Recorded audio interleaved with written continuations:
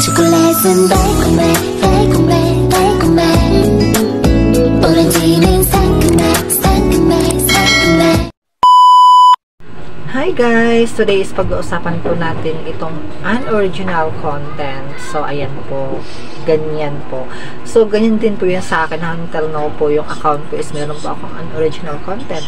Alam mo kung saan ko po yan nakukuha guys, is doon po yan sa mga sinishare ko ng mga yun ang mga video na doon galing sa isa kong account. Tapos, siyempre may mga violation kasi yung account ko na yun. So, ngayon nagkakaroon talaga siya ng mga ayun ng mga violation. So, ang iba din, hilig din kasi ako mag-upload ng mga video na doon sa iba-ibang any platform na kinukuha ko, especially po doon sa TikTok ko, and then saan pa ba, sa Instagram, and then sa mga YouTube ko, ganyan. So, magkakaroon po talaga tayo dyan ng mga unoriginal content, especially kung gumagamit tayo ng mga you know, yung mga music, kasi pinagbabawal po talaga yan yung Meta. So, talagang yan is i-avoid po natin yan para hindi tayo magkakaroon ng unoriginal content.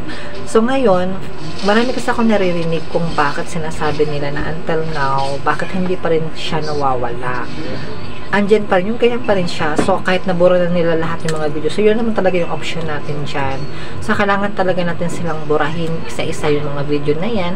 Turo ko po sa inyo sa isang, yun na sa bagong video po natin. Kasi mahirap po talaga ano ba yun, mag-delete ng mga video na sinishare po natin. So, meron pa tayong panibagong tutorial about that. So, ngayon, i-discuss lang natin yung kung paano talaga sila, yung unoriginal content, kung paano natin yan maano. Kasi marami nga ako naririnig na bakit hindi nawala. So, di ba, ang ginagawa nila is dinidelete na nila yung mga video nila sa Reels, halos lahat ng mga hindi sa kanila.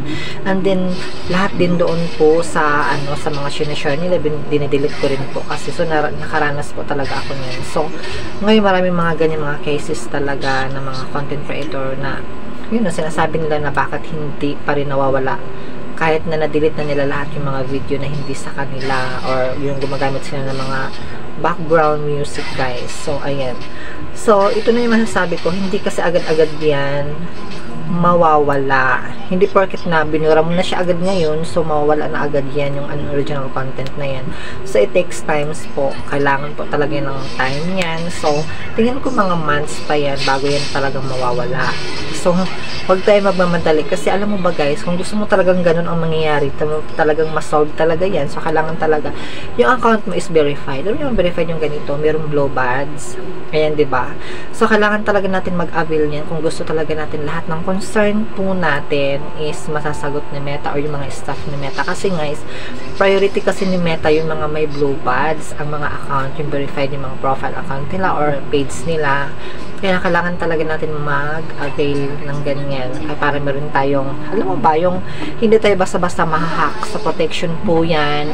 And then magkakaroon tayo ng support sa mga concern po natin na itatanong sa kanila kung ano nangyayari sa account natin, bakit ganito, bakit ganyan.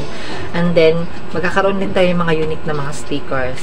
So, ayun po, talagang pinaprioritize po ni Meta yan na kailangan magkakaroon ng globals para lahat ng mga concern po natin guys, so masasagot. Lahat ng mga problema din sa Facebook po natin is masasagot natin at mariresolve pa agad-agad po yan. So, yung mga ganyan, mga account lang natin ng mga ganito, yung mga walang glow buds, yung parang wala lang, yung parang gawa lang tayo ng ganito, ganyan. So, yung mga account lang natin na walang ganyan. So, hindi talaga priority na Meta yan, guys. So, kailangan darating yan na mariresolve yung mga concern natin, pero hindi agad-agad. Kasi hindi naman kasi tayo priority ni Meta. So, yung mga may blue buds lang po ang priority talaga nila. So, ayun lang guys. So, hope na meron tayong matutunan sa vlog na to. Thank you so much for watching.